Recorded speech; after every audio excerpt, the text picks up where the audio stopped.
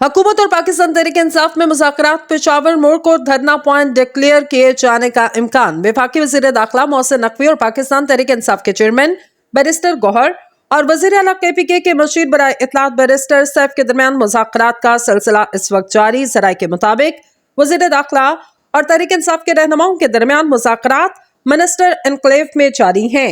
ज़राए का कहना कि हुकूमत की जानिब से PTI रहनुमाओं को इस्लामाबाद न आने की दरख्वास्त की गई और मौक़िफ़ इख्तियार किया गया।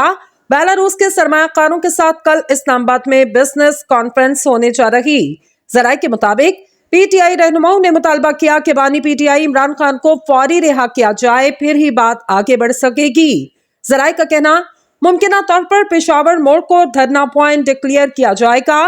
धरना पॉइंट डिक्लेयर होने के बाद हुकूमत मुजाहिरीन की राह में रुकावटें नहीं खड़ी करेगी। ज़राए के मुताबिक शर्त यह है कि मुजाहिरीन भी पेशावर मोड़ से आगे रेड जोन की जानिब पेश कदमी नहीं करेंगे।